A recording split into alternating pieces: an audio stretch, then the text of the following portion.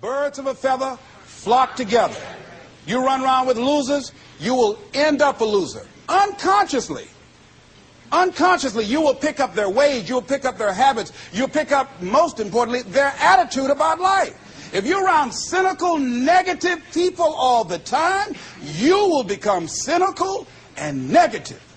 So you got to watch yourself. Many of us are living out the lives of other people, living out their conclusions, living out of their consciousness. The other thing is that you begin to looking at your life and looking at what it is that you want to achieve. Another crucial thing that you must do is align yourself with powerful people. Align yourself with people that can encourage you, people that can empower you, people that you can learn from, people that you can grow from. That's very important. See, if you have people around you that can contribute to your growth. When I wanted to become a speaker, I joined the National Speakers Association. I wanted to be around the Dr. Norman Vincent Peales, the Zig Ziglars, the Dwayne Dyers. I wanted to be around people that were doing what I wanted to do. I wanted to learn from them. And you want to do that too. You want to align yourself with people who think like you, people who dream like you, people who want more out of life, people that are stretching and searching and seeking some higher ground in life. As opposed to the majority of people. Somebody said, always strive to get on top in life because it's the bottom that's overcrowded. And so you don't want to be on the bottom. See, it's easy to be on the bottom. It doesn't take any effort to be a loser. It doesn't take any motivation, any drive in order to stay down there on a low level. But it calls on everything in you, ladies and gentlemen. You have to harness your will to say, I'm going to challenge myself. Sometimes I have to pull myself out of bed and say, come on, Les. Things I know I should do, I don't do. Things I shouldn't do, I do. I found that the biggest enemy you have to deal with is yourself. There's an old African proverb that says, if there's no enemy within, the enemy outside can do us no harm. You begin to look toward making this your decade, as you begin to look toward making your life different, as you begin to look at yourself, you've got to redefine yourself. Who are you right now? And who must you become in order to create what you want? What has to change about you? What is it that you're doing right now that would be a liability for you? As you begin to look toward the future and take inventory of yourself, what is it about you right now that you've got to leave this behind because this no longer fits? Looking at where you want to go and the kind of person that you must become, the kind of standards that you have for you, what is it that you must do differently? It makes sense unless you change your pattern. Unless you change the way you're thinking, unless you change your behavior, you're going to continue to produce the results in your life. See, all of us are winners, but some of us are producing results that we don't want. And so all you have to do is look at your game plan, look at your strategy. How is it that you have been being? What is it that you've been doing to produce this? So you're the director, you're the producer, you're writing the script, you're the star of your life. And as you begin to look at your life, you can decide whether or not it's a smash or whether or not it's a flop. That's in your hands. Look at your life. Look at where you want to go. Don't worry about your circumstances. Don't worry about your age. I have a friend who's up in age, over 70, and she wanted to build a multi-million-dollar complex. The name is Dr. Johnny Coleman. Lenders and bankers say, you can't do that. You're too old. She ignored them. That building now stands, ladies and gentlemen, a multi-million-dollar structure. But there are a lot of people who would have listened to that. There are a lot of people that would not have even gotten to that point. They would have talked themselves out of even going down to the bank to ask for it, because they've already said no to themselves. See, it's time now. If you want to make this your decade, you've got to start saying yes to your life. You've got to start saying yes to your dreams, yes to your unfolding future, yes to your potential, as opposed to saying no. See, 87% of our self-talk is negative. So you've got to make a conscious, deliberate, determined effort to say yes to your dreams. Why not? Why not me? Don't spend time like most people going through life complaining. You got to learn to let the past go so you can grow. Many people never act on their dreams because they allow their past experiences to determine what their possibilities are. Whatever you've done in the past, that's not a reflection of your possibilities. That's just a reflection of your consciousness. That's just a reflection of your development and your growth. The future is unfolding for you right now. The future is unlimited for you right now. No one knows where you can go. No one knows what you're capable of or what's possible for you. You don't even know that. I had no idea, ladies and gentlemen. No one could have convinced me that I was able to do this. I'll never forget, I was speaking in Detroit, and a high school friend of mine saw me afterwards, and he was backstage. He said, I can't believe it's the same person. And I thought for a moment, and I said, it's not. The person you know, he's gone. We have the power to change our personal history, changing the direction of our lives, changing our thoughts, changing where we want to go, exploring new horizons. So as you begin to look at this decade and affirming that this is your decade, as you set goals that will make you stretch, that will bring out the best in you, as you begin to remove the negative, toxic people from your life, as you decide to take some chances in life, and that's one of the things that's very important. Viscott said, if you're not willing to risk, you cannot grow. And if you cannot grow, you cannot become your best. And if you cannot become your best, you cannot be happy. And if you can't be happy, then what else is there? Most people never achieve their goals because most people suffer from possibility blindness. They look around trying to think about the things that they don't have. Robert Roots, a young man who wrote a book about success principles of the three little pigs, he said, it's not what you don't have, it's what you think you need that keeps you from being successful or happy in life. It's not what you don't have. See, I was focused on what I didn't have. I don't have a college degree, don't have any credentials, never worked for a major corporation. I was focused on the negative things. It said, negative things are the things that you see when you're not focused on your goal. What do you come with? What is it? A friend of mine, Dexter Yeager, said, when the dream is big enough, the odds don't matter. I'm reminded of a great man. When I was reading Time magazine talking about some of the great minds of the last century, they didn't mention his name, Dr. Howard Thurman, one of the mentors of Dr. Martin Luther King, Jr., and also an advisor to Mahatma Gandhi and Albert Schweitzer. And he said, the ideal situation for a man or woman to die is to have family members standing around their bed praying with them as they cross over. But imagine, if you will, being on your deathbed and standing around your bed, the dreams given to you by life, the ideas that you never acted on, the talents, the gifts, the abilities that you never used. And there they are, standing around your bed, looking at you with large, angry eyes, saying, we came to you, and only you could have given us life. And now we must die with you forever. And the question is, if you died this very moment, what will die with you? What dreams, what ideas, what talents, what leadership potential, what greatness that you showed up to bring, that you allowed fear or procrastination to hold you back? Perhaps that's why Henry David Thoreau wrote the words, oh God, to reach the point of death, only to realize that you've never lived, only to realize that you've never scraped the surface of your potential. When you don't have a true appreciation and acceptance for who you are, and you allow yourself to be immobilized by fear, what happens in the process is that you begin to abuse yourself. You begin to sabotage your life, you begin to sabotage your dreams, you begin to unconsciously work against yourself.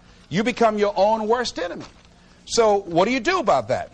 Well, you begin to realize that your dream and your gifts have so much meaning and so much value for you till your hunger for them will begin to push you past the fear. Your hunger to have them will give you a special drive. As you work on yourself, as you begin to acknowledge your true identity, the true power that you have, the true capacity you have to bring about change, the miracle-working power that you have within yourself to do the things that you want to do. When you take them on, I'm reminded of a man who, this gentleman was doing a special study of a special tribe in Africa, headhunters. And he had difficulty in developing a relationship with these tribesmen because of the fact that he had fear. He had fear they were going to take his head. So he worked there for a long time with no effort, no progress in developing a relationship and rapport and being able to achieve a level of trust. So finally one night while he was in bed, he was thinking about it. I said, what is it that you came here to do? What is your life work as a missionary? He said, I wanted to study these tribesmen. So what's the worst thing that they can do to you? Kill you. And he just decided, hey, this is what I came here to do. I know that there's some risk involved, and I'm going to do it, come what may. He said, I'm not going to be afraid anymore. He went back the next day, and he started doing the work and trying to talk to and interview many of the members of this tribe. And they began to respond to him. They threw out the welcome mat to him. And years later, when people came to see what his progress was, they asked him, how were you able to do this? How did you convert the relationship from being hostile to that of being positive? And he said something I think has value for all of us. He said, when life can no longer threaten you with death, he said, what else is there? And the majority of the fears that we have are not life or death fears. They're not those kind of fears.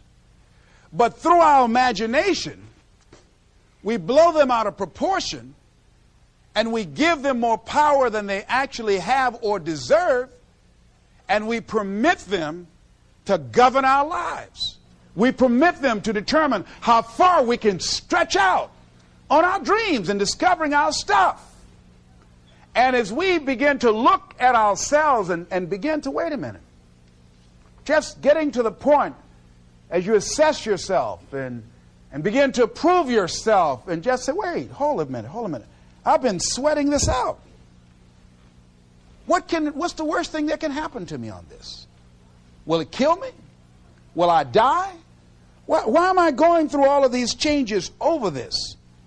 How much power does this really have? And am I the one that's feeding the power into it? See, a lot of times we allow ourselves to be fed and to be programmed into being afraid. I mean, you watch the news and read the newspaper, you'll be scared to come out the house. Am I right? You'll be afraid. So what kinds of things, what kinds of thoughts are you feeding your consciousness? What kind of things are you putting in your mind that will enable you to either move forward or to justify why you're staying where you are? I remember when I ran for state representative in Columbus, Ohio. And I had a lot of people telling me, and you got to watch not only the conversation within, but the conversation without. Telling me, Les, you can't possibly win. You can't do that. And I went down to the legislature, and I saw myself. I knew what I wanted. I saw myself in the chair. I pointed out the chair that I wanted. I used to go and sit up in the galleries and watch the legislative process. I used to go to the committee meetings and listen to legislation being introduced. I learned how to write legislation, how to amend legislation. I started thinking like a legislator, got up every day dressing, thinking like that, selling myself on it, seeing myself in the legislature. Mr. Speaker, I'm the gentleman from the 29th House District. I'd like to introduce a bill. I went in the legislature, walked around. I had the experience of it. And when I ran and won against overwhelming odds, they were shocked. I won the election even before it was held because I was living it in my mind. You want to see yourself beyond your circumstances. You got a challenge, see yourself beyond your challenge. See yourself with the challenge already resolved. And knowing that all is well, seeing yourself in control and in charge of your destiny, being healthy and happy. The next thing is, it is important in the area of motivating yourself, it's important to know why you're doing it. Because that mind will say, why bother? Why go through all this? This is too hard. No, throw in the towel. It's not worth it. Has it ever said that to you before? Here's how you can handle that. Here's how you override that. Write down 5 reasons why you deserve it. Why do you deserve what you want? Why you? Why do you deserve it? What meaning and value will it bring to your life? What's so different about you that you deserve your goal or this goal? And when you write down those 5 reasons, when you have some down moments, and you're going to have them, when that conversation starts talking to you, and it's going to talk to you, what you will do is you can pull that out and read it, and it will build you up. It will be your rod and your staff to comfort you through some challenging moments, because you're going to have some. Life will knock you between the eyes. It will catch you on the blind side, come out of nowhere, stuff you can't anticipate that will knock the wind out of you. You want to give up. That's why it's important for you to work on yourself, listening to tapes, building yourself up, talking to yourself with power, feeling, and conviction, building yourself up day in and day out, because it's coming. I guarantee you, life is just waiting. Oh, he's doing good now, huh? Very good. I remember I had an experience. I was pursuing my dream. And that's why you have to work on yourself. You don't know what's going to happen. And I was telling people, I had this big rally I had to do. It was 5,000 people there. And I said, you must work on yourself. If you want a larger vision, you've got to empower yourself continuously, because life will catch you on the blind side. What are some of the self-defeating behaviors that we become involved in that prevent most people from enjoying themselves? Some people develop the "what's the use" attitude. Why bother? Some people have the "I really don't care." And they convince themselves that they don't care and they don't feel anything. And after a while, they really don't feel anything. Their lives are empty. Some people say, well, it's really not worth the hassle. Just too hard. It doesn't bother me anymore. The fact that I'm not living out my dream. The fact that I'm capable of doing more and I'm not doing it. The fact that I'm content but I'm not fulfilled. The fact that I'm not living my dream. Tom Rusk and Randy Reed, in a book called I Want to Change But I Don't Know How, said people go through life many times playing it safe. He says that's the secret hope, that they say to themselves, if I never let myself feel too good, maybe I'll never get hurt too badly. A lot of people don't ever do the things they're capable of doing because they allow themselves to go along with the crowd, following the crowd. Many people have things they want to do, and they find themselves in relationships with people who are addicted to mediocrity, and they allow their behavior to influence their behavior. Following the crowd. Many people don't do it because of the fact that they allow their lack of self-confidence to immobilize them. I remember when I wanted to go into business for years, that was an agonizing thought in my mind. I wouldn't try it because I didn't believe that I could make it. Of the 5 things that you would like to do if you had the courage to do, I want you to pick one thing. Pick one. And here's how to set it up for yourself that will help free you and get you unstuck. What is the worst thing that can happen if you do it? What's the worst thing that can happen? Let's say going into business for yourself, or changing careers, or getting a divorce, taking some kind of chance of something that you've always thought about doing, but you just haven't done it for whatever reason. What's the worst thing that can happen? Do the worst case scenario.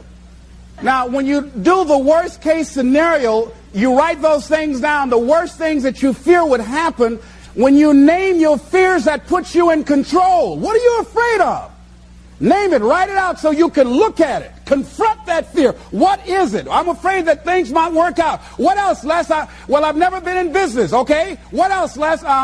Well, I don't have all the help I need. Okay, good. What else, Les? Well, I don't have enough money. All right, good. What else, Les? Well, I don't have a college degree. What else? I'm not as good as those other guys that I've seen up there speaking. Okay, what else? Well, that's all I can think of right now. Okay, good. Now that takes you to the next step. What are the benefits? What are the benefits of your acting courageously, taking life on? Well, part of what happened was that I felt better within myself, and I had a strong sense of self-respect. Going into business for myself, I made a lot of mistakes. Sometimes I was down on myself. I felt stupid. I felt dumb because people who were in business said, why would you do something like that? Well, I didn't know. Boy, were you really dumb. But the other thing is, I had to say to myself, but I did it. I did. Even if I made a flop of it, I did it. I took the chance. I took the leap. What are the benefits of your acting courageously? Whatever it is that you've identified. Write the benefits down. And then focus on them. Focus on the benefits. Not on the liabilities. Not on your fears. Focus on the benefits. That which you hold in consciousness tends to manifest itself. Think about how good you feel. Think about the level of increased self-respect, the sense of self-worth that you'll feel. How good you'll feel getting up in the morning, looking yourself in the mirror. because you're taking life on. The other thing is acknowledge your fears and then go into action. This book is called Feel the Fear and Do It Anyway. That's it. See, I believe anybody who's ever done anything, who's ever taken a chance, doesn't mean that they're not afraid. Courageous does not mean being the absence of fear. I think that being courageous is willing to do it because that's what you feel, and you're going to do it anyhow, regardless. So you're not going to be immobilized by your fears or your doubts. You admit, okay, I'm scared to death. Now, okay, what is it that I must choose to do? Go ahead and experience that fear, but don't let that fear immobilize you. In what you've done with your life thus far, is it giving you what you want? Is it giving you what you want? When you look toward the future, when you look at all that's going on out here, is there some place within yourself you say, hey, I know I need to be out there in that arena. I know I can do more than what I've been doing. I know there's some great music that I have within me that I haven't brought out here yet. Is that something that you begin to look at within yourself? See, I say if you look at your life, and if you're not getting what you want, you owe it to yourself to do something differently. If you're on a job, 85%, they say, of Americans go to jobs that they're unhappy. If you're doing something 8 hours a day that you don't like, it's not giving you what you want, it's not giving you a strong feeling of satisfaction and fulfillment, you're miserable, you hate to go there, you're depressed just thinking about it, you sing the "Thank God It's Friday" song every week, it's giving you headaches just thinking about it on Sunday afternoon after the football game goes off. If that's what it is, you owe it to yourself to start strategically working to change directions. See, but you know what most people will do? Most people will resist change. Most people will fight change as if change would be worse than what they're experiencing. When you're working on a dream, at some point in time, a transition takes place. And the transition is what you are becoming in pursuit of the dream.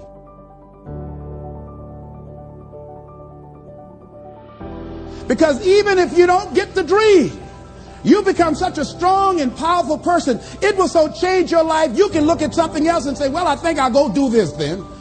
Because you've now developed yourself in such confidence and such competence in how to deal in the arena of life that you can move into another area and not miss a beat.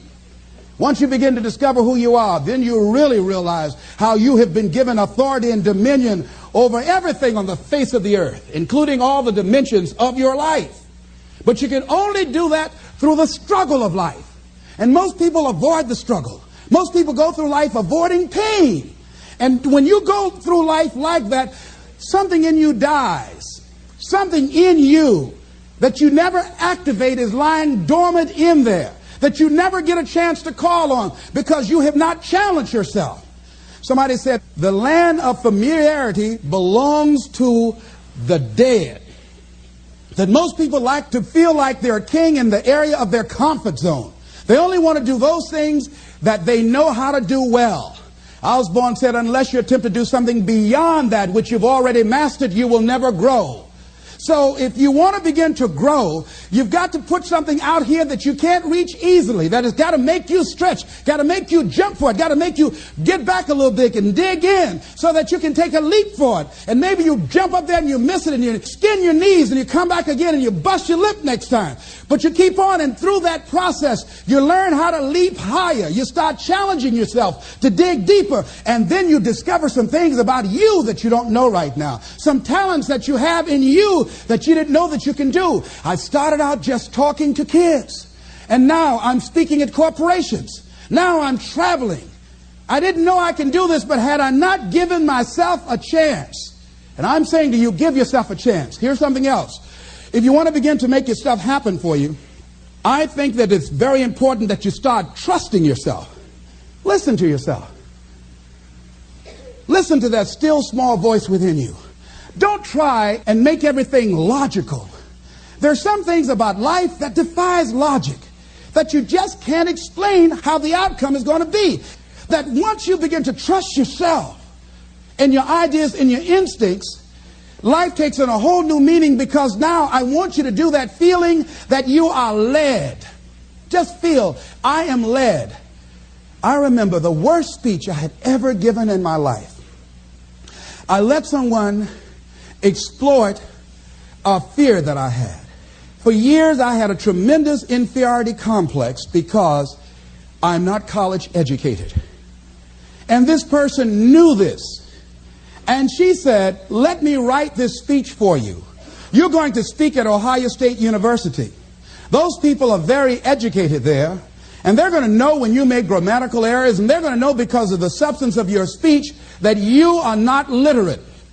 I care about you. I don't want you to embarrass yourself. So this person proceeded to write a speech for me. I had a speech in my mind. But this person was stronger than I was negatively than I was positive about my own thoughts. And I gave my power away. With my permission, I allowed this person to guide me to do something that I really didn't want to do. But I didn't feel enough inner strength and conviction about my skills as a speaker and the message that I had to bring to stick by my guns. And I got up there at the Ohio Union, and I read this straight speech and did not move and did not take my eyes off the page, because I'm not accustomed to reading.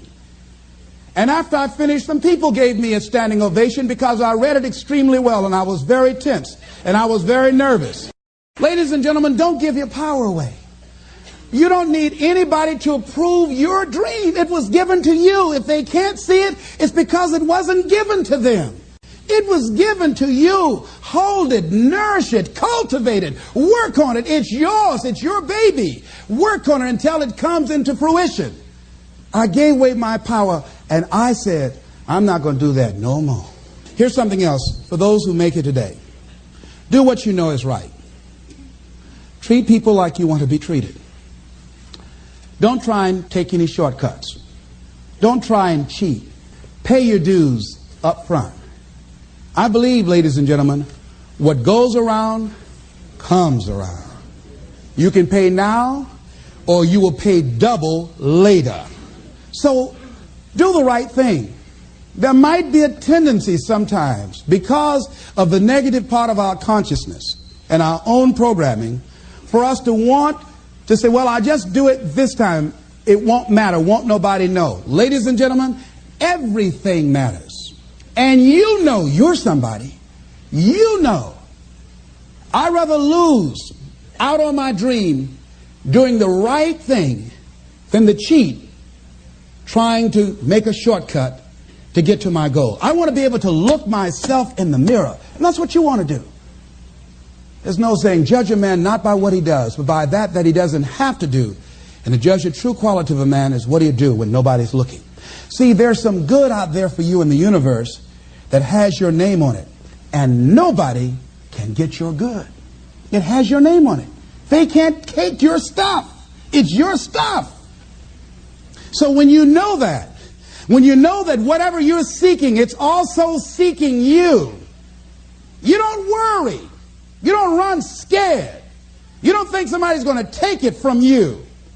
You listen to your inner voice, and you always take the high road. There will be the tendency, the natural inclination to take the low road. You must resist that.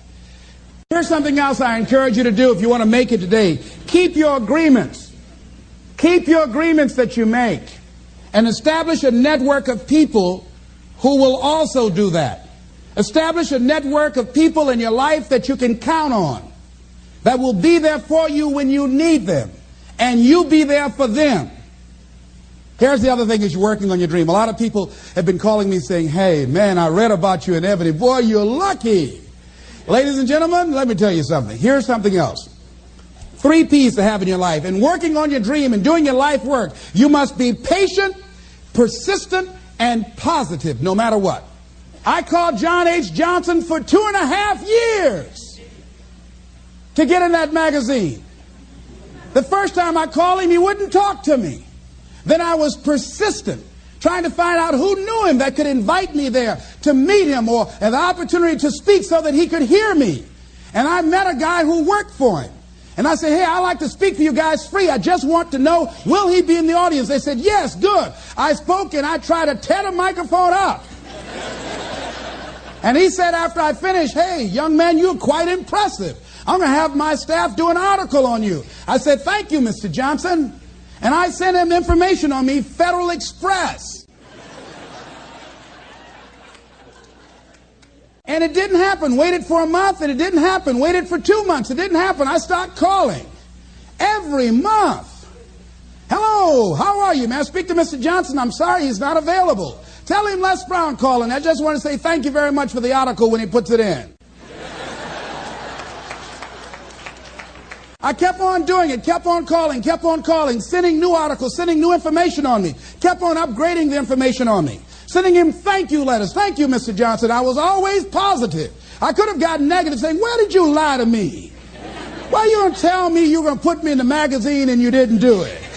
I could have got an attitude. Be positive no matter what. Because when you are negative, ladies and gentlemen, you're sending out negative energy and you're blocking your good.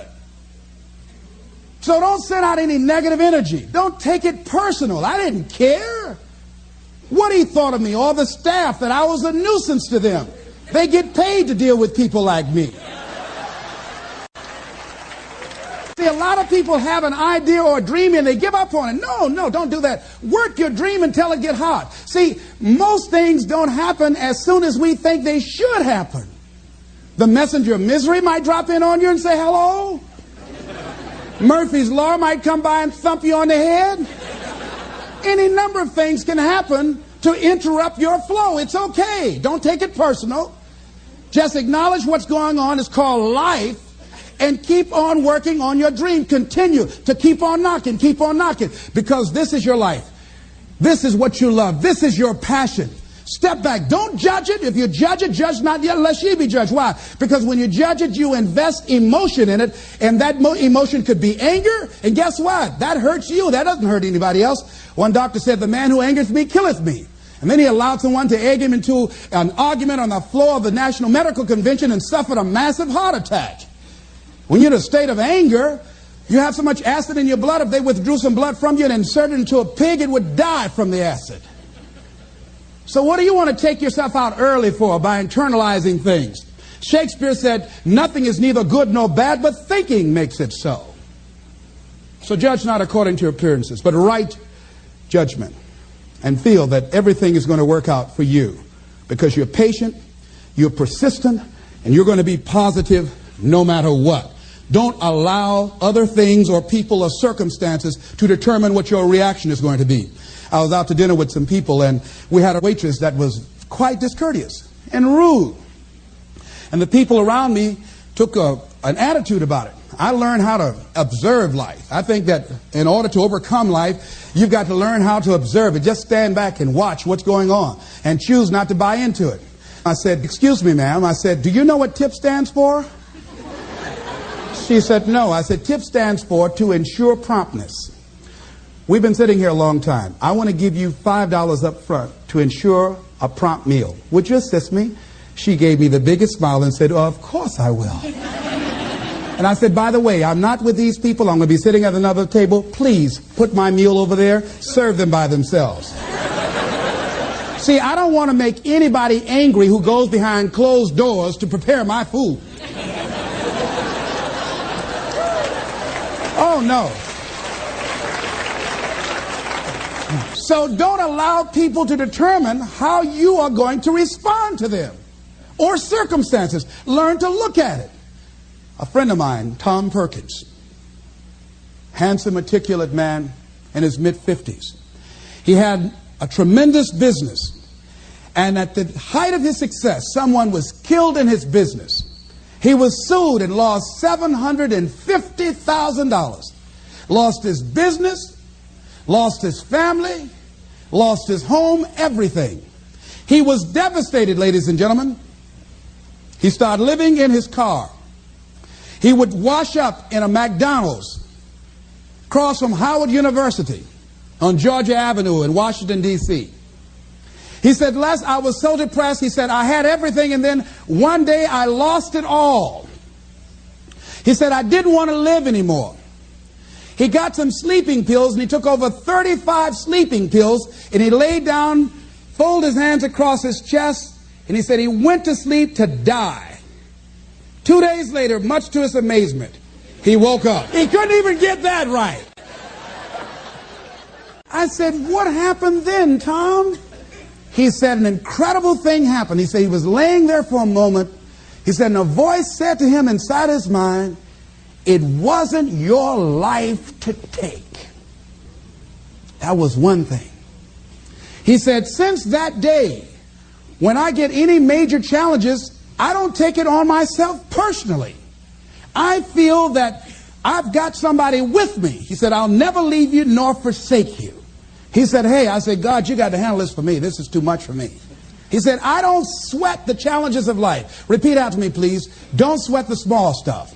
Don't sweat the small stuff. Because it's all small stuff.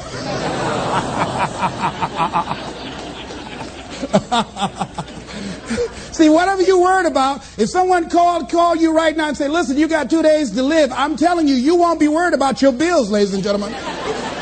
You won't be worried about whether or not somebody loves you or cheating on you because you're about to check out. Okay? So put things in perspective. Here's something else Tommy said that I think is important. He said that the voice also said to him, if you change your ways, I'll give you far more than you ever lost. Look at your life right now. If you want to keep on getting what you're getting, keep on doing what you're doing. You've got to be willing to change your ways. Your life is working. If you don't like what you have produced, you're a director, you are the star, you wrote this script. You produced this, whatever it is. If it's a hit, you produced it. If it's a flop, you produced it. Take ownership of it. And decide to go back to the drawing board and rewrite the script that you are the star of. You have the power to do that. On this day, you can declare that I'm going to change. As you look back on your life, you can decide that I don't like what I produced here, and I want higher ground.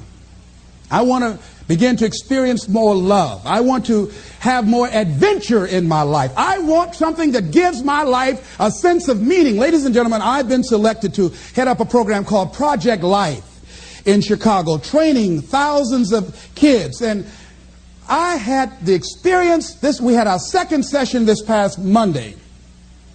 And to see these young people when they came in, and to see the young people and the parents and the community volunteers when they went out. One young man from the Cabrini Green housing projects who didn't want to be there, who came up and said, I want you to know I'm so glad to be here. And he said, I'll never be the same again. He said, thank you, Mr. Brown. He said, I just got to go now, but thank you, sir. I'll never be the same again. To see a letter I got from a young man who was in the Cook County Jail where I work on Monday morning. And this young man will not be out of jail for at least 50 years. At least 50 years. They gave him 100 years. This guy has shot at least 60 people that we know of and killed 10 at least. And this letter he wrote, he said, since listening to your tapes, he said, I have not changed, but I feel a different person in me. Over 70% of these young men are in there for murder.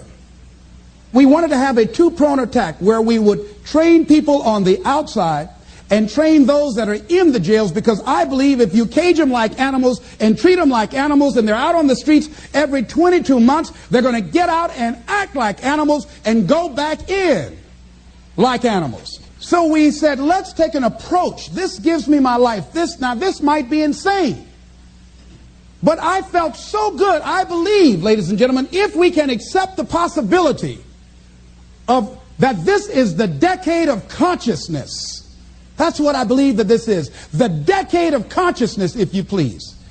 A time where we can begin to create in folks' minds the idea, the possibility that we can create a more humane society, the possibility that we can create more love, communication, and understanding in relationships, the possibility that we can create the kind of respect for diversity and difference in our multicultural society, the possibility that we can begin to develop the mindset to bring out the best in people, to encourage them to achieve their greatness and support them in their dreams, that if we can, in this decade of consciousness, to begin to see and envision that happening, and that we all can play a role, that we were born for such a time as this, that we showed up for this, that we survived 1 out of 9 million sperms, and we have been chosen for this great work. Here's something else to recognize. Wherever you are on the ladder of life, and I was reading in Dr. Norman Vincent Peale's latest book called The Power of Positive Living, which I think is his greatest work. And he has something in there, a section called Comeback Power. Wherever you are in life, ladies and gentlemen, you've got comeback power. I don't care how low you are. I don't care what you have done. I don't care what you have experienced. I don't care how devastated your life might appear to be, the shambles it might be in. There's a power in you that can enable you to be stronger and better than anything that's out here. One man who came to the training, he was not a kid. And I knew he had a drinking problem. And he was looking at me, and I could smell alcohol on him. I said, excuse me, come here.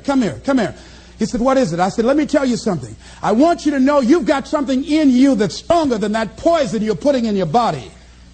Do you understand me? And he was looking, he was backing up. He said, no. He said, I don't know, man. I said, it is. I said, that's why you're here. Something drew you here. And that which caused you to come, you said you want some help. And you need to be around some people that can help you get in touch with your power, because you know that your life deserves this. See, I think that the reason that we abuse ourselves with drugs and alcohol is that we're trying to numb something in us that's aching us, that's urging us, that's nagging us to do something bigger and better. It can't be because it tastes so good. But when we are deluding ourselves or polluting our minds, it numbs us where we don't have to face reality, because we don't know what we've got going for us. See, once you discover who you are, the truth of knowing who you are will set you free from ever wanting alcohol, from ever wanting any kind of drug that's going to destroy who you are. Once you begin to know who you are, it will set you free from believing, I can't see myself doing any better. Once you discover this power, the perfect essence of who you are, that's in all of us, that's permeating our being, that enable us to be the directors of our lives. A friend of mine did some work for me. It was below par, to say the least. I knew that this guy was capable of doing better work. I knew that he also had a fragile ego.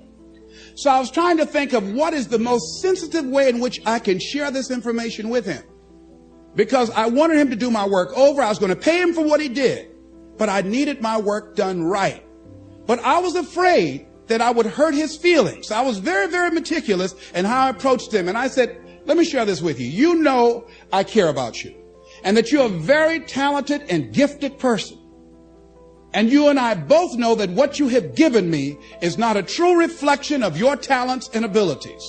And I'm saying, let's go back in the studio and do this again. And he said to me, I'm going to forget you ever said that. I was wiped out. He never spoke to me again. Now, when you decide to act, you're going to have some people like that. We're no longer friends. I lost sleep over that, ladies and gentlemen. I said, I can't believe that. I remember sitting up one night looking at the phone. I said, I got to call him. He said, no. Then I said, no, forget that. I called, man, look here. We've been knowing each other too long to allow this to come between us. He said, don't call me anymore, and hung up. And then I wanted to think about what can I do to make it up to him? And then something came to me, Les, what do you have to prove? See, many things we don't do is because of the fact we want people to like us. There's some necessary losses in life. When you decide acting in your best interest, you're going to lose some friends. Everybody's not going to approve of you. There's some people that won't like you. Who do you think you are? You're arrogant. What do you think you can do? You think you can get away with that? You're selfish. Thanks, I got that. It's my life. And so what I'm saying to you is that as you begin to look out on your life, this is challenging. This is not easy acting. So what are the things that we can begin to do to harness our will? Number one, you've got to bring it out and look at it. You've got to take the power out of it. You've got to expose it to the truth. And the truth is that it has no power over you. So write down something you want to act on, but for some reason that you've been holding back, and look at it. The next thing is, ask yourself the question, is it helping you to continue to put it off? If it's an asset for you to continue to procrastinate, then continue to do that. But if it's a liability for you, if it's causing you some mental and some emotional challenges, or perhaps a financial problem, look at that. Examine that for what it is. Next step, ask yourself, what's blocking you? What's preventing you from acting? Why don't you have the courage to handle that? Why won't you face that? What are you running away from? What kind of avoidance behavior are you engaged in? So what is the worst thing that can happen? I want you to visualize that, experience that, feel the nervousness and the discomfort. And the more you run it in your mind, the less power that it will have. When we look out on our lives, you ask the question, what are you going to do? Look at, as you think about this that you know you need to handle, what are you going to do? And then write down 3 strong reasons on why you know you must take action. And be explicit and descriptive in your reasons, because your reasons have power. Your reasons will drive you. When you have doubt, when your faith becomes weak, your reasons will fortify your faith. When you have an inner conversation, say, no, don't do that. Your reasons will become your rod and your staff to comfort you, to take you through those challenging moments.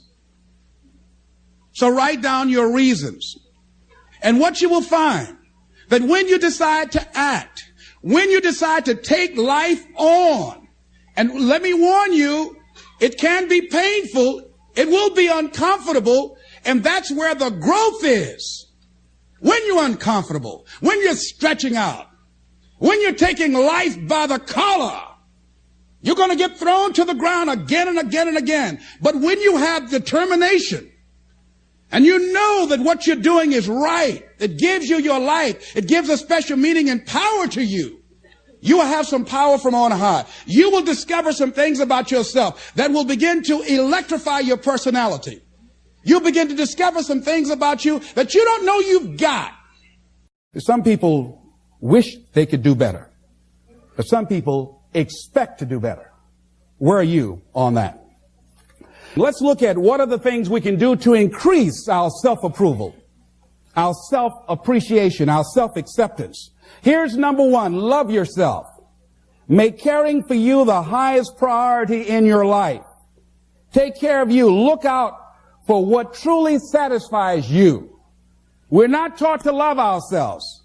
We're not taught to look out for ourselves. We're not taught to take care of ourselves, to become sensitive to our wants, to our needs, our desires.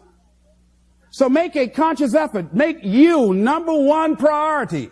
Your peace of mind. Your health is more important than your family and any and everybody. Because if you don't have peace of mind, if you don't have your health, you can't serve anybody. Don't neglect yourself. A lot of us, and particularly ladies, have been groomed to be sacrificial lambs, putting their dreams on the back burner in deference to their children's dreams or their husband's dreams or their family's dreams, and forget about themselves. And then become resentful and angry and bitter. So start taking care of yourself, looking out for you. Develop a health plan. Your health is all you got. So start taking care of you. Eating nutritious meals, willing to exercise your body, taking care of this body, loving yourself.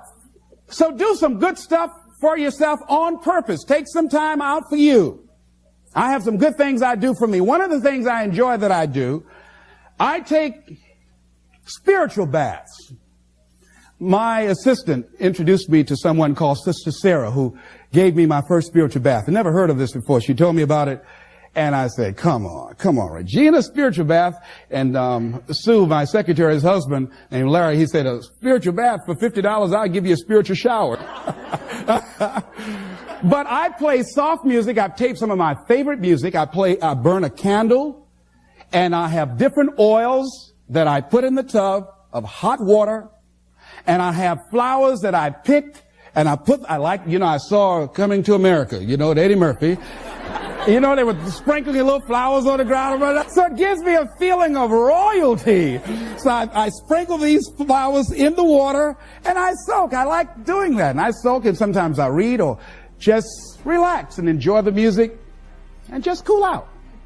That's my time for me. Put the answering service on and just block out some time for me. I'm into meditation. I've been working and exercising now. Just doing some things for me, taking care of myself mentally, emotionally, and spiritually, and physically. You can't develop and manifest your greatness. You can't be a high achiever if you don't feel good. You don't take care of yourself. So I'm taking care of me. And then you know what? It takes the edge off your life. It helps you to manage things rather than allowing them to manage you. Gives you more personal power to deal with stuff. Take care of you. Now here's something else I suggest for you. Become aware of what your needs are and develop compassion toward yourself despite your human defects. Develop compassion for yourself despite your human defects. You will never be perfect. Hello. You will never be perfect. You're human. You've made a lot of mistakes. You've done a lot of dumb, stupid things. Guess what? You're not through yet. You're going to do some more. Hurry up and get it over with. It's all right. Got to learn to be gentle with yourself. Make it all right. What you don't know, mistakes that you make. It's okay. Handle it. Learn from the experience. Decide that you are going to, whatever you become involved in, to be upfront, to be true to yourself. Are you getting what you need out of it? And be upfront with people and tell them what you need from them. Don't assume that they know. Don't say, I thought you knew. No, tell people upfront. Here's what I need from this in order for this to work for me. Be upfront with your stuff. Tell them upfront so they're not surprised later on. So your feelings aren't hurt later on. See, if they tell you upfront they can't do it, now you know you can keep on stepping. But tell people upfront, here's what I want. In order for me to play this game with you, if we're going to dance, this is what I got to get out of it. See, if you don't take care of your needs, guess what? You will always have that nagging song in the back of your mind say, well, when do I get mine? If you take people, and I've told you this, and you expose them voluntarily to things that they are avoiding and are afraid of. You take young people, say they're 16 to 22, and they're not really feeling that good about who they are because their life is chaotic and in disorder and they don't know where they're going. And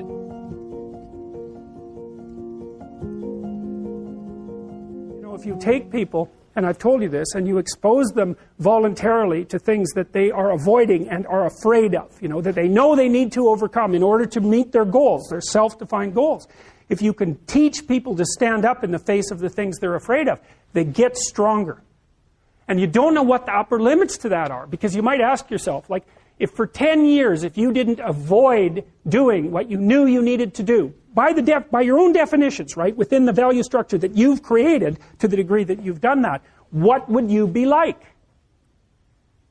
Well, there are remarkable people who come into the world from time to time, and there are people who do find out over decades-long periods what they could be like if they were who they were, if they spoke their being forward.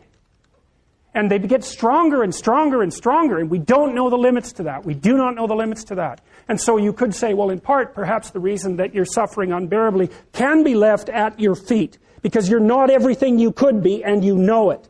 And of course, that's a terrible thing to admit, and it's a terrible thing to consider, but there's real promise in it, right? Because it means that perhaps there's another way that you could look at the world and another way that you could act in the world. So what it would reflect back to you would be much better than what it reflects back to you now. I often ask undergraduates how many hours a day you waste or how many hours a week you waste. And The classic answer is something like 4 to 6 hours a day. You know, inefficient studying, watching things on YouTube that not only do you not want to watch, that you don't even care about, that make you feel horrible about watching after you're done. That's probably 4 hours right there. You know, you think, well, that's 25 hours a week. It's 100 hours a month. That's 2.5 full work weeks. It's half a year of work weeks per year. And if your time is worth $20 an hour, which is a radical underestimate, it's probably more like 50 if you think about it in terms of deferred wages.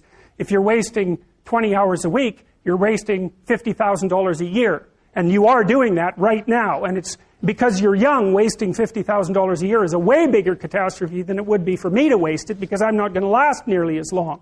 And so if your life isn't everything it could be, you could ask yourself, well, what would happen if you just stopped wasting the opportunities that are in front of you? You'd be who knows how much more efficient? 10 times more efficient. 20 times more efficient. That's the Pareto distribution. You have no idea how efficient people get. It's off the charts.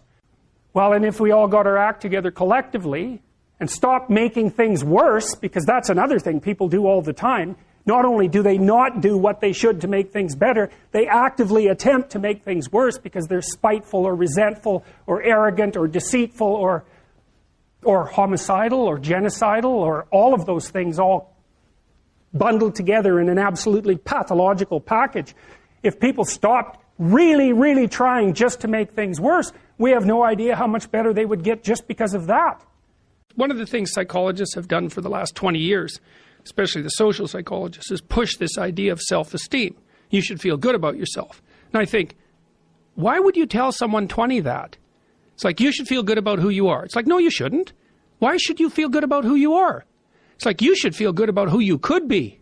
I'm not saying that people shouldn't have confidence, but like often you take young people, say they're 16 to 22, and they're not really feeling that good about who they are because their life is chaotic and in disorder and they don't know where they're going and they don't know which way is up. But the thing is, it has to be stated with precision. It's like you should treat yourself as if you're valuable, especially in potential. But you should concentrate on who you should become, especially if you're young. And so let's say you're miserable and nihilistic and chaotic and depressed and all of that now, and you have your reasons, you know, terrible parenting, abuse, all of those things. It's like, well, you should feel good about yourself. It's like, no, it's not the right message. Is that it's more like you should understand how much potential there is within you to set that straight. And then you should do everything you can to manifest that in the world, and it will set it straight. And that's better than self-esteem. It's like, you're in a crooked, horrible position. Okay, fine. There's a lot of suffering and pain associated with that. Yeah, you can't just feel good about that because it's not good. But you can do something about it. You can genuinely do something about it. And I think all the evidence suggests that that's the case. So I'm telling young people, look, no matter how bad your situation is, I'm not going to pretend it's okay. It's not okay. It's tragic, tainted with malevolence. And some people really get hurt by malevolent people, like, you know, terribly hurt. Sometimes they never recover. It's really awful. But there's more to you than you think.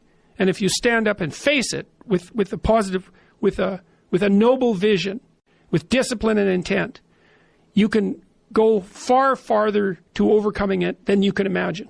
And that's the principle upon which you should predicate your behavior. And I think that one of the things that's really nice about being a clinical psychologist is that this isn't just guesswork. Like one of the things, we know two things in clinical psychology. One is truthful conversations redeem people.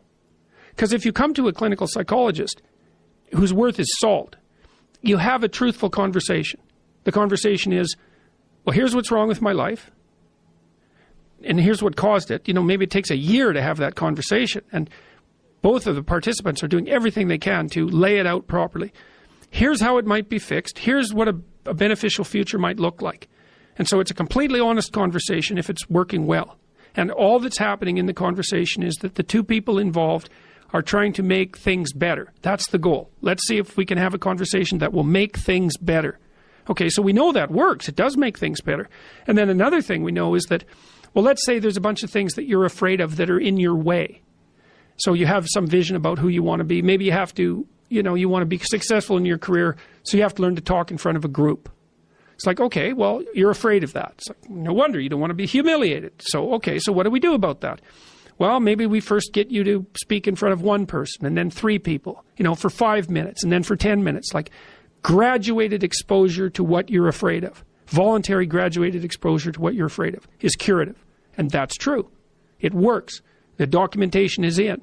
It's how people learn. So to tell people that if you confront the world forthrightly, if you speak the truth, and you expose yourself courageously to those things that you're afraid of, that your life will improve, and so will the life of people around you. Like, as far as I'm concerned, that's as close to undeniable fact as we've got. And it also dovetails nicely with the underlying archetypal stories, the heroic stories. It's like, go out there, find the dragon, confront it. It's a dragon. It might eat you. It's dangerous. But it's worse to cower at home and wait for it to come and devour you. Go out there, confront it, get the gold, share it with the community. It's like, yeah, it's the oldest story of mankind. What could you do to improve yourself? Well, let's step one step backwards. The first question might be, why should you even bother improving yourself? And I think the answer to that is something like, so you don't suffer any more stupidly than you have to. And maybe so others don't have to either. It's something like that. You know, like there's a real injunction at the bottom of it. It's not some casual self-help doctrine. It's that if you don't organize yourself properly, you'll pay for it, and in a big way, and so will the people around you. Now, and you could say, well, I don't care about that, but that's actually not true. You actually do care about that, because if you're in pain, you will care about it. And so you do care about it, even if it's just that negative way, you know. It's very rare that you can find someone who's in excruciating pain who would ever say, well, it would be no better if I was out of this. It's sort of, pain is one of those things that brings the idea that it would be better if it didn't exist along with it. It's incontrovertible. So you get your act together so that there isn't any more stupid pain around you than necessary. Well, so then the question might be, well, how would you go about getting your act together? And the answer to that, and this is a phenomenological idea too, it's something like, look around for something that bothers you and see if you can fix it.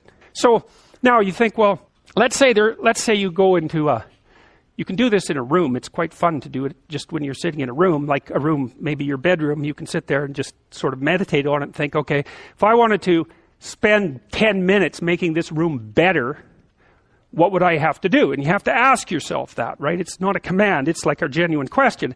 And things will pop out in the room that you know, like there's a stack of papers over there that's kind of bugging you, and you know that maybe little order there would be a good thing. And, you know, there's some rubbish behind your computer monitor that you haven't attended to for like 6 months, and the room would be slightly better if it was a little less dusty and the cables weren't all tangled up the same way. And like, if you allow yourself just to consider the expanse in which you exist at that moment, there'll be all sorts of things that'll pop out in it that you could just fix. And, you know, I might say, well, if you were coming to see me for psychotherapy, the easiest thing for us to do first would just be to get you to organize your room. You think, well, is that psychotherapy?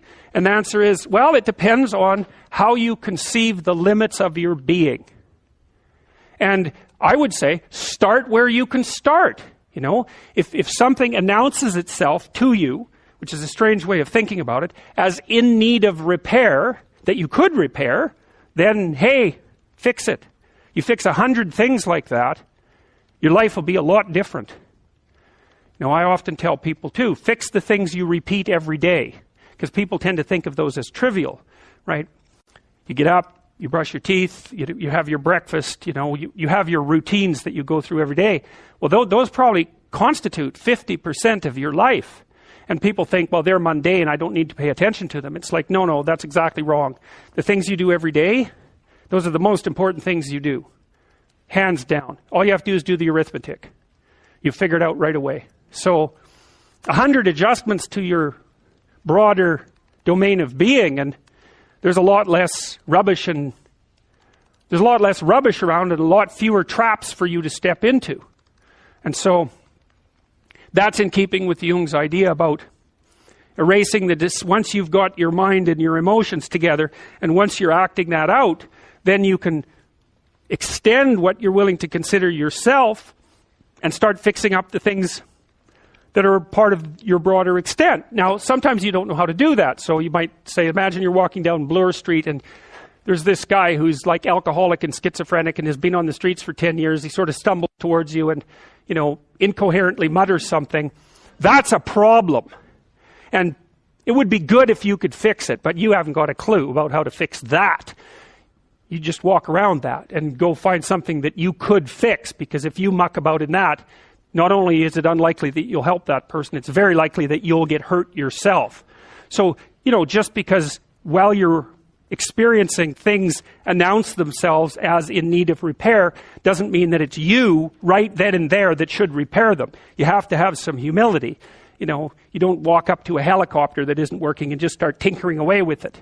You have to stay within your domain of competence. But most of the time, if people look at their lives, it's a very interesting thing to do. I like the idea of the room, because you can do that at the drop of a hat. You go back to where you live and sit down and think, okay, I'm going to make this place better for half an hour. What should I do? You have to ask. And things will just pop up like mad. And it's partly because your mind is a very strange thing. As soon as you give it an aim, a genuine aim, it'll reconfigure the world in keeping with that aim. That's actually how you see to begin with. And so if you set it a task, especially, you have to be genuine about it, which is why you have to bring your thoughts and emotions together, and then you have to get them in your body so you're acting consistently. You have to be genuine about the aim, but once you aim, the world will reconfigure itself around that aim, which is very strange. And it's technically true.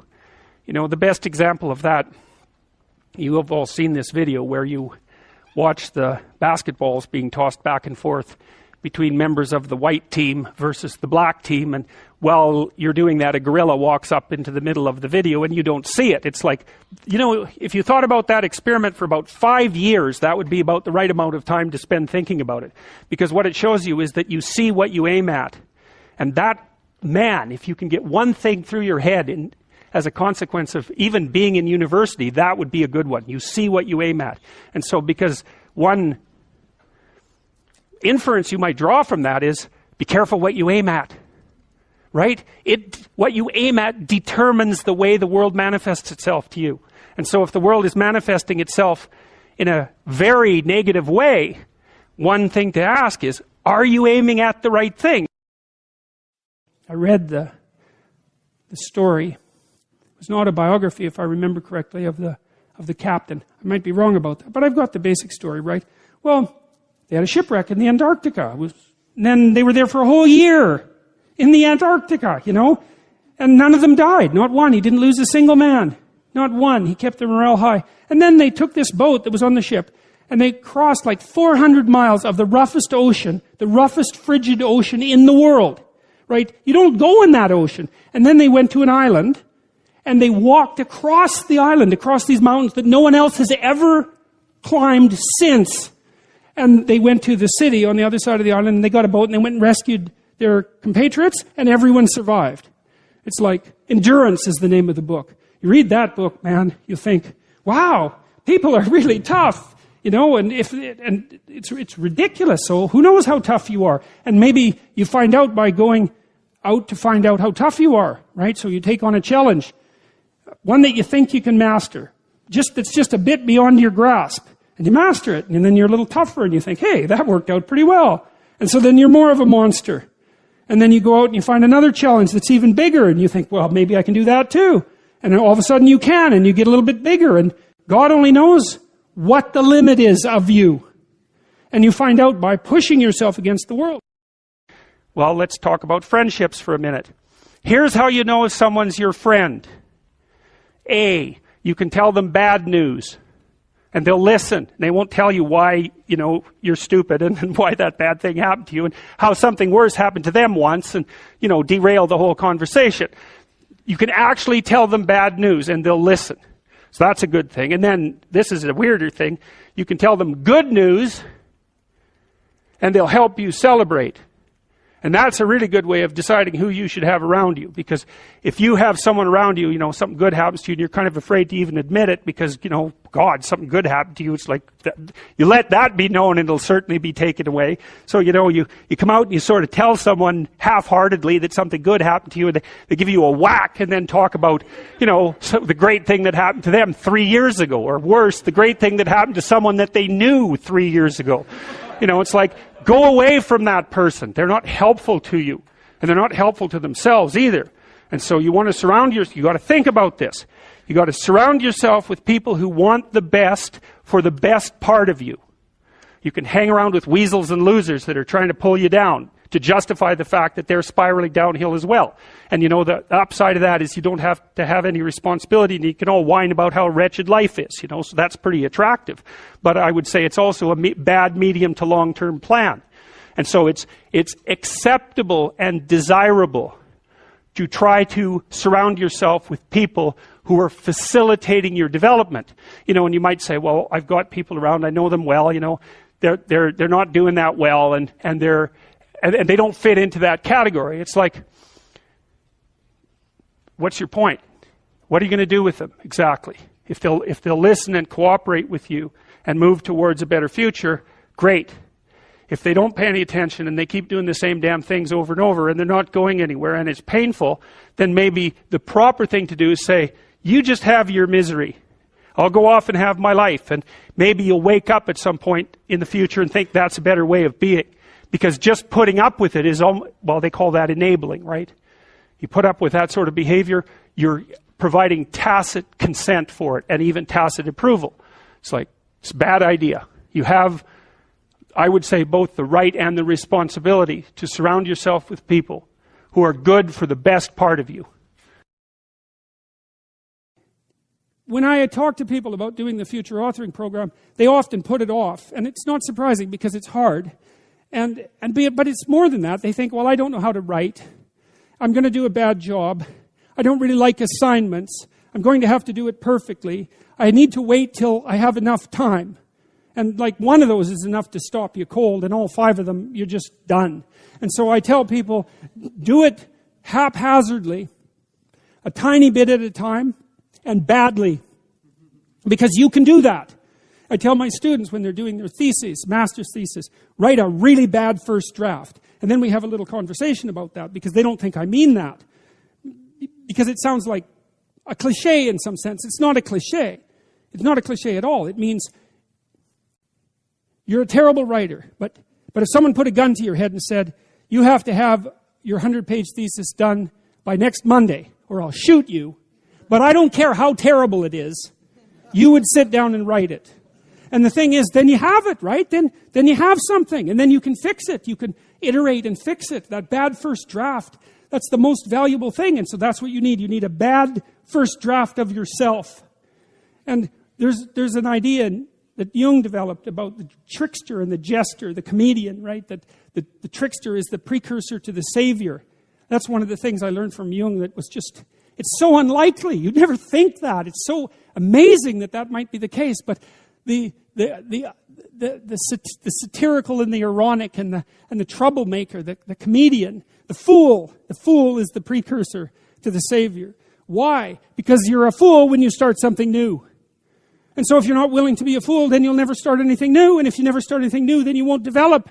And so the willingness to be a fool is the precursor to transformation. And that's the same as humility. And so if you're going to write your destiny, you can do a bad first job. You're going to get smarter as you move forward. That's the thing, is that, so something beckons to you. That's what happens here. Maybe the star that Geppetto wished on was the wrong damn star. But at least it was a star, right? At least it was in the sky. At least it moved him forward. And so you say in your life, well, something grips you and fills you with interest. And you think, well, should I do that? And the answer is, if not that, then something. What if it's a mistake? It's a mistake. Rest assured. What do you know? You're going to stumble around, right? And what's going to happen is this. You're going to not stay in stasis. You're not going to wander around in circles. And I see people like that. They said, well, I never knew what to do, and now I'm 40. It's like, that's not so good. That's not so good. And you might say, well, and there is a literature, too, that suggests that people are a lot more unhappy when they look back on their lives about the things they didn't do than they are about the mistakes they made while they were doing things. And so that's really worth thinking about, too, because there's redemptive mistakes. And a redemptive mistake would be a mistake that you make when you go out and try to do something. You know, you think, okay, I'm going to try to do this. When you're not good at it, you make a bunch of mistakes. It's like, what's the consequence if you pay attention? Is you're not quite so stupid anymore. That's the thing, is you've been informed by the results of your errors. And so what happens is you follow the beacon, you follow the light. And you're blind, so you don't know where the light is. It's dimly apprehended only, and you're afraid to follow it. But you decide to take some stumbling steps towards it. And as you take stumbling steps towards it, you become illuminated and enlightened and informed because of the nature of your experience, because you're pushing yourself beyond where you are, and you're going into the country that you have not yet been in, and you learn something. And so what happens then is the star moves. You move 10 feet towards it, and you think, no, that's not right. I didn't get it right. It isn't there. It's actually there. And so then you see it somewhere else, and you shift yourself slightly, and you move forward. And that's what happens, is that you continue as you change. The thing that guides you forward moves, right? It's like God in the desert in Egypt, the pillar of light that you're following. It's moving. It's not a permanent thing. You move towards it, it moves away. It guides you forward.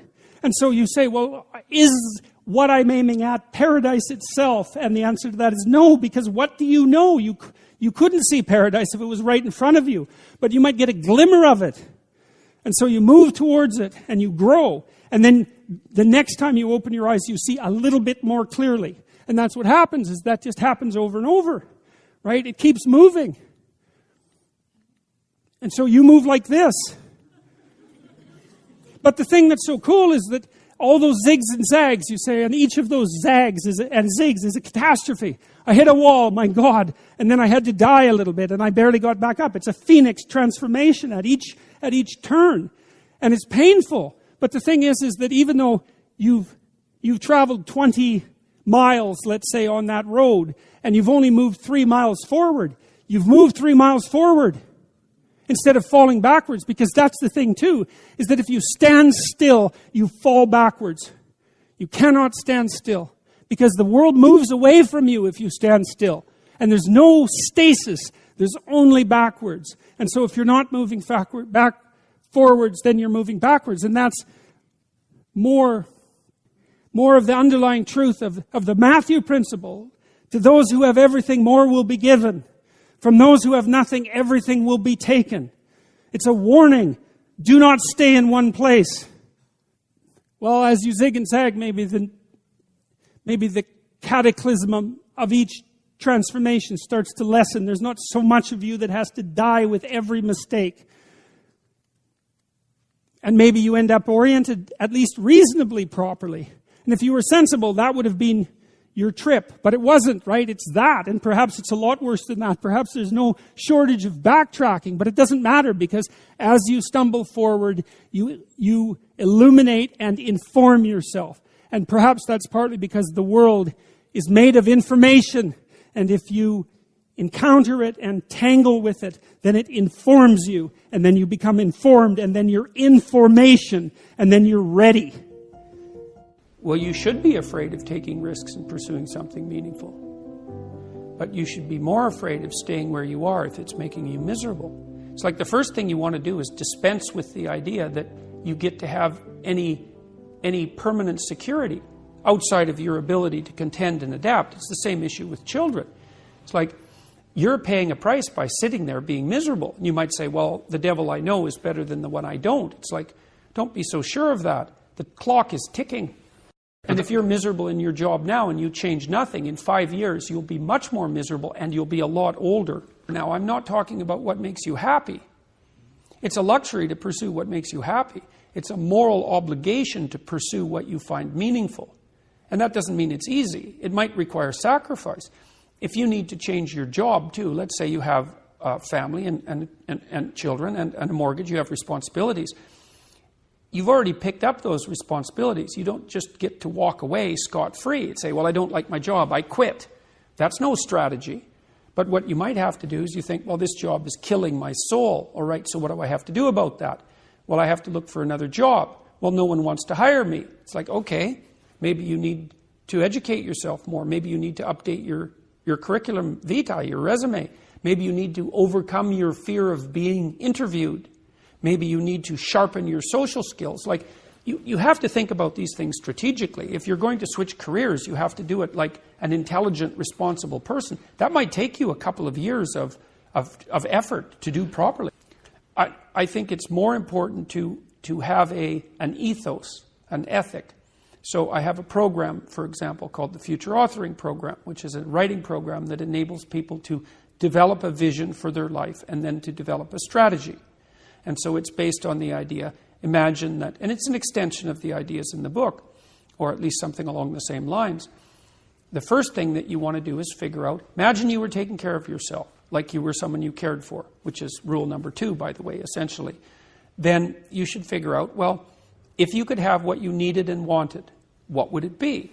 What sort of friends would you have? What would your family relationships look like? How would you conduct yourself with your children? How would you educate yourself? You need to think through how it is that your life could be properly arranged if you had that ability. And then you can aim at that. And the funny thing is that if you do posit a goal of that sort and work towards it, you will move towards it. The goal will change because you'll learn things along the way. But I mean, I've dealt with hundreds of people in my clinical and consulting practice, and we set a goal, we develop a vision, and work towards it, and things inevitably get better for people. So it's not a luxury. It's difficult. It's a moral responsibility, and it isn't happiness. It's not, the pursuit isn't for happiness. I've dealt with lots of people who have anxiety disorders, And one thing about people who have anxiety disorders is they are not mysterious to me. I understand, it's no problem for me to understand why people have anxiety disorders, or why they're depressed, or why they have substance use problems. The mystery to me is always why people don't have all of those things at once. Because everybody has a reason to be anxious. In fact, we have the ultimate reason to be anxious because we know that we're vulnerable and we know that we're going to die. And how you cannot be anxious under those circumstances is a great mystery. It's a massive mystery. And the same thing applies with regards to depression. And then the same thing applies to some degree with regards to drug and alcohol abuse. As I said last week, there's plenty of reasons to drown your consciousness in alcohol. That's for sure. We could refer to the aforementioned anxiety and depression, not least. And so, and the sorts of drugs that people are prone to take are chemicals that take the affective edge off the tragedy of life. Back to the issue of fear. Abraham is self-conscious, that's what this commentary says, but the thing is he moves forward despite that. He's self-conscious and he knows the danger, but he moves forward despite that. And that's actually the appropriate response in the face of actual non-naive understanding of what constitutes life. Like if you're naive and you move forward, it's like, well, what the hell do you know? There's no courage in naivety because you don't know what there is to stop you. You don't know what dangers you might apprehend. But to be aware of what it is that your problem is, so to be alert existentially, let's say, or to be fully self-conscious means that you're perfectly aware of your limitations and how you might be hurt. And then to make the decision to move forward into the unknown and the land of the stranger. Anyways, I would say that's one of the secrets to a good life. The clinical literature on this is very, very, very clear. What you do with people who are afraid, and to some degree depressed, but certainly anxious, is you lay out what they're anxious about, first of all, in detail. What is it that you're afraid of? What might happen? And then you decompose it into small problems, hypothetically manageable problems, and then you have the person expose themselves to the thing that they're afraid of, and what happens isn't that they get less afraid. That isn't what the clinical literature indicates exactly. What happens instead is they get braver. And that's not the same thing, right? Because if you get less afraid, it's like, well, the world isn't as dangerous as I thought it was, silly me. If you get braver, that's not what happens. What happens is, yeah, the damn world's just as dangerous as I thought. Or maybe it's even more dangerous than I thought, but it turns out that there's something in me that responds to taking that on as a voluntary challenge and grows and thrives as a consequence. And there's no